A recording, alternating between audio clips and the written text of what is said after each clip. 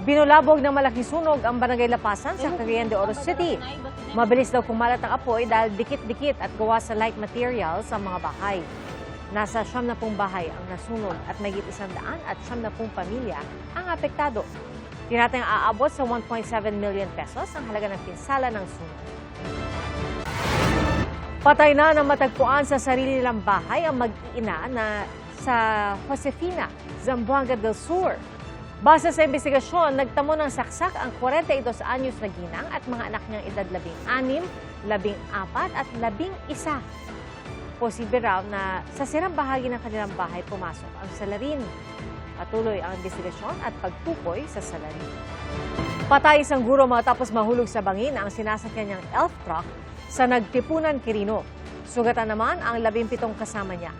Patungo sana sila sa Dipakulaw, Aurora nang mangyari ang disgrasya. Nawalan umano ng preno ang sasakyan habang binabagtas ang kurba ng bahagi ng kalsada, kaya dumire-diretso ito sa bangin.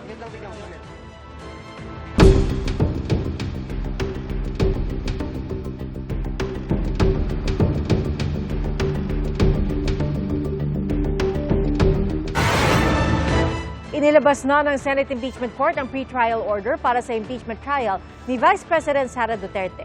Nakapaloob dito ang 57 witnesses na inilista ng prosekusyon, habang 45 naman sa depensa.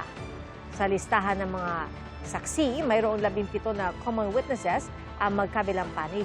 Kabilang sina Ramil Madriaga na nagpakilalang dating aide at umano'y bagman ng vice-presidente. Gayon din si dating Senador Antonio Trillanes IV. Nakasaad din sa pre-trial order na magsisimula sa July 6 ang paglilitis.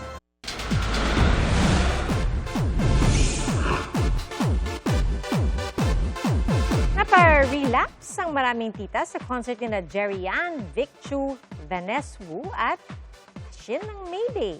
May mga senior citizen pang nanood. At ang isang maswerteng fan may close encounter pa kay Vic. Ating saksihan.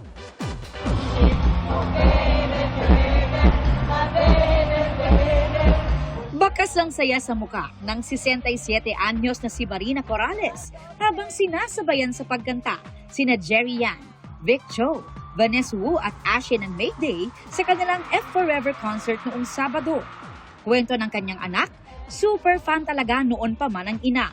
Nag-commute pa nga raw ito para makahabol sa concert. Fangirling knows no age, ika nga.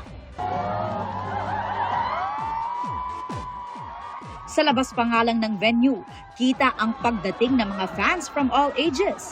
Ang mga senior citizen na excited ng manood, pinapalakpakan at chinicheer ng iba pang fans. Nostalgia ang hatid ng concert para sa mga nag-abang noon tuwing hapon sa hit series na Meteor Garden. Kinanta nila ang iba't ibang classic hits na nagpakilig sa marami.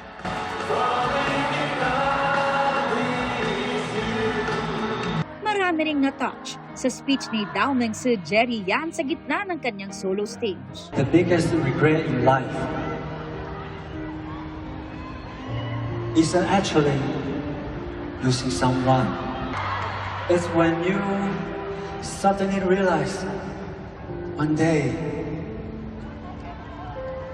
the person who used to make your heart race a beat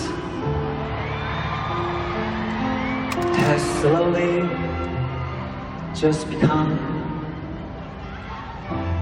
a memory. Super thankful sina Jerry, Vic at Vanessa dahil hindi sila nalimot ng Filipino fans. It feels like after 20 years, the Philippines has not forgotten us. Masaya rin daw si Ashin na first time mag-perform sa Pilipinas. Ilang beses din silang bumaba para makalapit sa fans. Pinagpala sa babaeng lahat si Jonalyn Beckham na naka-up close and personal si Vic. Nung Meteor Garden, team Watsilay talaga ako. Kasi gusto ko yung mga mysterious guy. Unexpected nga raw ang mga pangyayari. Doon sila kumanta sa area ko. Hindi ginanon ko na yung camera. Tapos, Doon na siya nag-post na ganyan. Pinakamasaya, sobrang saya na after nga, sabi ko, thank you Lord. Parang hindi lahat bibigyan ng ganitong opportunity. Dream come true. Truly unforgettable nga raw ang gabing yan, hindi lang sa fans kundi maging kina Jerry, Vic, Vanessa at Ashen. If we sing these next few lines, the concert's over.